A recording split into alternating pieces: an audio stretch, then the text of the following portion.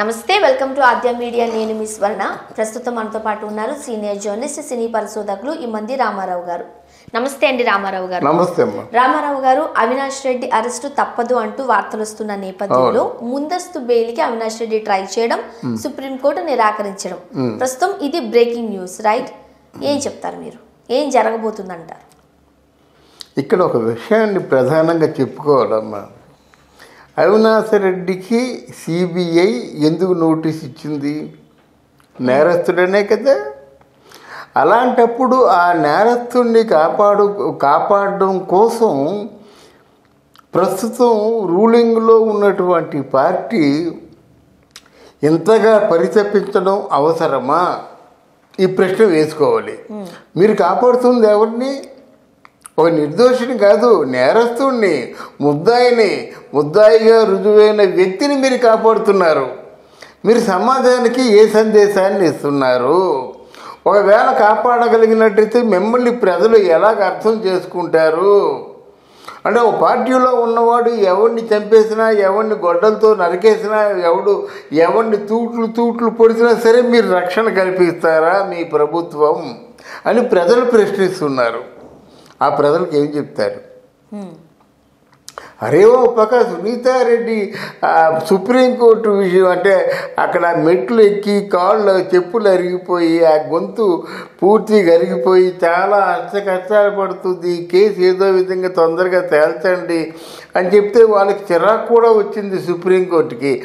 ఏమమ్మా నువ్వు మరీ ఎక్కువ తొందర పెట్టినట్టయితే మరి మాకు మా వల్ల కాదు అనే పరిస్థితి కూడా వచ్చింది. సుప్రీంకోర్టు కూడా చిరాకు ప్రదర్శించింది. ఎవరి మీద? సునీతారెడ్డి మీద. ఏంటిది? ఇప్పుడు ఏమైంది? అక్కడ విశ్వశాంతి హాస్పిటల్ మీద 4th ఫ్లోర్లో ఏమో వాళ్ళ అమ్మ, అర్థమైందా? 5th ఫ్లోర్లోనేమో మన అవినాష్ రెడ్డి బంధువర్గము, అనుచరులు, శ్రేయోభిలాసులు, కేడరు, చుట్టూ ఒక 2000 మంది వైసీపీ కేడరు, ఆంధ్ర పోలీసు. వాళ్ళకి అనుకూలత గురించి చూస్తున్న వాళ్ళు సిపిఆర్పిఎఫ్ మాట. అంటే ఏమిటి? కేంద్రం నుంచి వచ్చే బలగాలు దూరం నుంచి గమనిస్తున్నారన్నమాట. ఎలా వీళ్ళు అరెస్ట్ చేసి తీసుకురావడం అని చెప్పేసి అక్కడ జరగబోయే పరిస్థితిని గమనించినట్టయితే వైసీపీ తాలూకు కేడరు ఒక 2000 మంది ఉన్నారు. వాళ్ళు వెనక ముందు చూడరు, ఎంతకైనా తెగిస్తారు. దీనివల్ల ఏమవుతుంది? పోలీసులకి వైసీపీ కేడర్కి మధ్య ఘర్షణ జరుగుతుంది.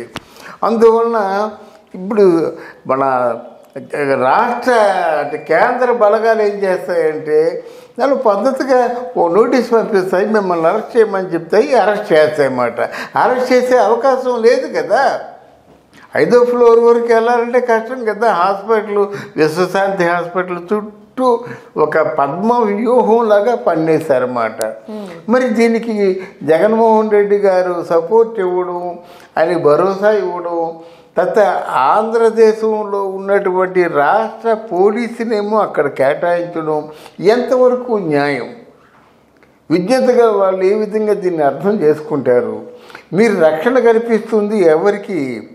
17 వేట్లు వేసినటువంటి ఒక ముద్దాయికి, లేదా A1 ముద్దాయికి. ఇట్లాంటి వాడికి రక్షణ కల్పిస్తే రేపొద్దున్న మరి ఎలాగ ఆలోచిస్తారు ప్రజలు? అంటే ప్రజల్లో ఎవడైనా సరే కొంచెం బాగా కండబలం ఉన్నవాడు, గుండె బలం ఉన్నవాడు, రౌడీవాడు, కత్తి పట్టుకున్నవాడు ఎవరిని చెప్పినా సరే మనకి రక్షణ కల్పించేస్తారు ప్రభుత్వం వాళ్ళకు కావలసిన వాళ్ళైతే అనే సంకేతాలు వెళ్తాయి కదా. దీని గురించి ప్రస్తుతం జగన్మోహన్ రెడ్డి ఒక పక్క నుంచి ఇది జగన్మోహన్ రెడ్డి తాలూకు నిలయంలో దాన్ని ఏమంటారు, వాళ్ళ తాలూకు వలయంలోనా, వాళ్ళ ఆలయం అంటే ప్యాలెస్లో కొంచెం సీనియర్స్ ఒక సూచన చేశారన్నమాట. మీరు ఇలాగా అంటే వత్తాసు పలికి వాళ్ళకేమో సపోర్టివ్గా ఉన్నట్టయితే దీని తాలూకు ప్రభావం రేపు ఎలక్షన్లో పడుతుంది అని ఇప్పుడు లేటెస్ట్గా వాళ్ళు తర్జన భర్జన పడుతూ తొందరగా ఏదో ఒకటి తేల్చండి అనేటువంటి విషయాన్ని పెద్దలు ఉమ్మారెడ్డి వీళ్ళందరూ ఉన్నారంటే పిల్లి సుభాష్ చంద్రబోస్ వీళ్ళందరూ పెద్దల మాట. అంటే రాజకీయాలకు అతీతంగా ఉంటారు. ఎప్పుడైనా ఏదైనా సలహాలు అడిగితే సలహాలు ఇస్తారు. అంతేగాని పరిపాలనా వ్యవహారాల్లో జోక్యం చేసుకోరు. వాళ్ళు చెప్తున్నారు ఇప్పుడు ఇది మనకు మంచిది కాదని చెప్పేసి. మరి జగన్మోహన్ రెడ్డి ఏ విధమైన యాక్షన్ తీసుకుంటాడో, రాత్రి ఏదో ఒక సమయంలో అరెస్ట్ చేస్తారన్నది మన అంచనా. కానీ ముఖ్యంగా ఎప్పుడైతే అవినాష్ రెడ్డికి ఇంత ప్రొటెక్షన్ ఇస్తున్నారో, అవినాష్ రెడ్డి కనుక సిబిఐ వరకు వెళితే చాలా పెద్ద తలకాయల పేర్లు బయటకు వస్తాయి అనే భయం కొంతమందిలో ఉంది కాబట్టి వెళ్లకుండా ప్రయత్నం చేస్తున్నారు అంటూ ఒక వర్గం చెబుతున్న వాదన. ఇప్పుడు దానికి ఇది నిజమే అన్నట్లుగా లేవు ఈ కార్యక్రమాలు. ఇప్పుడు పెద్ద తలకాయలు బయటికి రావడం అంటే బయటకు వచ్చినట్టే కదా. అవినాష్ రెడ్డిని రక్షిస్తున్న వాళ్ళు ఎవరు? ఆ పెద్ద తలకాయలే కదా. వాళ్ళు చిన్న తలకాయలు రక్షించగలరా? చిన్న తలకాయలు అంతమంది పోలీసులను అక్కడ కేటాయించగలరా? చిన్న తలకాయలేమో విశ్వశాంతి హాస్పిటల్లో అలాగా ఒక 4th ఫ్లోర్లు 5th ఫ్లోర్లు బుక్ చేయగలరా? ఎలా? పెద్ద తలకాయలని అందరికీ తెలుసు. మన దౌర్భాగ్యం అలాగుంది. ఎవరున్నారో ఆయన మనకి అందరికీ తెలుసు, కానీ యాక్షన్ తీసుకోలేకపోతున్నారు. చూసారా? నేరస్తులు ఎవరో తెలుసు, నేరస్తులకి సపోర్ట్ చేస్తున్న వాళ్ళు ఎవరో తెలుసు, మరి గ్రీస్ శూన్యం, యాక్షన్ శూన్యం. ఈవెన్ కేంద్ర బలగాలు వచ్చినప్పుడు కూడా చేతగాని వాళ్ళగా చేతులు కట్టుకుంటూ అలాగ వినోదం చూస్తున్నారు. ప్రేక్షకుల పాత్ర వహిస్తున్నారు అన్నమాట. ఇది మంచిది కాదు. ఇది వాళ్ళ పార్టీకే మంచిది కాదు.